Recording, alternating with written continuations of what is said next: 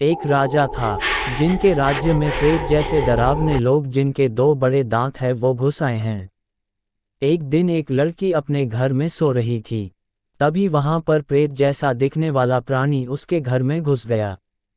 उसके बाद वो प्रेत उसके गले पर काट लेता है और उसका खून चूसकर उसे मार डालता है। उसके बाद तो जैसे सिलसिला ही इसका शुरू हो गया। आए दिन किसी न किसी आदमी या औरत की लाश मिलती थी। हर लाशों के गले पर दांत के निशान मिलते थे। तब सभी ने ये प्रेत का नाम रक्त पिशाच रखा। ये तो बस रक्त पिशाचों के कहर की शुरुआत थी। पिशाचों के डर से अब रात में लोगों ने बाहर निकलना भी बंद कर दिया था, क्योंकि पिशाच रात को ही बाहर आते थे। पिशाचों को जो लड़की या औरत पसंद आती थी वो उन्हें उनका खून पीकर मार डालते थे, और जब कोई आदमी या औरत उन्हें ज़्यादा पसंद आ जाता था तो वो उन्हें अपने जैसा बनाकर उनके साथ ले जाते थे। ये बात राजा को जैसे ही पता चली, उन्होंने इस बात की तहकीकात करने के लिए अपने सेनापति को भेज दिया। वो बहुत बहादुर और निडर थे। उन्होंने राजा की आज्ञा का पालन करते हुए इस बात के तह तक जाने का विचार बना लिया। इस बात में सच्चाई है या नहीं ये जानने के लिए 5 सिपाहियों को जंगल में भेज दिया। इन्हें लगा कि कोई शायद खूंखार जानवर हमारे राज्य में घुस आया है। जंगल में चारों तरफ सन्नाटा और अंधेरा था। अचानक उन्हें किसी इंसान की चीखने की आवाज़ सुनाई देती है।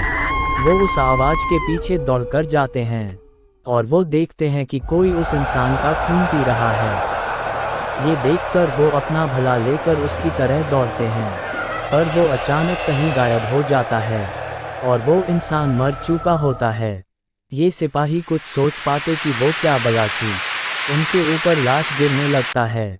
ये देखकर सिपाही बहुत डर जाते हैं। वो हर तरफ देखने की कोशिश करते हैं पर उन्हें कुछ नज़र नहीं आता। तभी सामने से बहुत तेजी से एक पिशाच उन पर हमला करता है। एक सिपाही को पकड़कर उसका खून चूसने लगता है।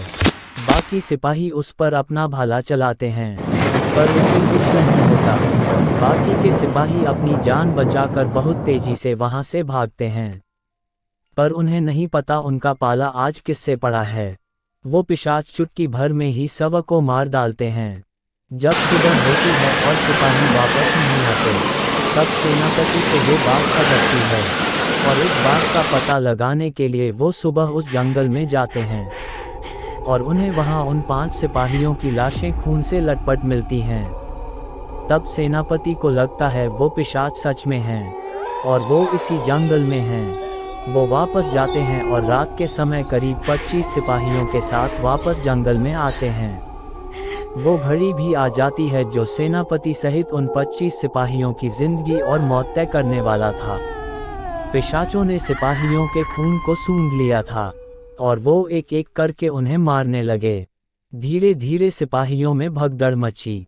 तब सेनापति ने उन्हें एकजुट होकर पिशाचों से लड़ने को कहा। तभी उन्हें चारों तरफ से अजीब अजीब आवाज़ें सुनाई देने लगी। एक के बाद एक सिपाहियों को जमीन से पेड़ों पर खींचकर पिशाच ले जाने लगे। सेनापति तब सिपाहियों को पेड़ों से दूर खड़े होने को कहा। तभी पिशाचों ने उन पर सामने से हमला कर दिया। सिपाहियों ने अपनी पूरी ताकत से उनसे लड़ने की कोशिश की, पर उनके हथियार उन रक्त पिशाचों के आगे नहीं चला। उन पिशाचों ने एक एक करके सेनापति सहित सारे सिपाहियों का खून चुसकार मार दिया। राजा को ये बात पता चली तो वह घबरा गया। कुछ दिन बाद राजा ने इन पिशाचों का तोड़ ढूंढ लिया। राजा ने तांत्रिकों की मदद से इन पिशाचों को मारने लगा। फिर धीरे धीरे पिशाच गायब होने लगे। पर कहते हैं पिशाच आज भी हमारे बीच इंसानों की तरह ही रह रहे हैं। वो समय आने पर ही बाहर आते हैं।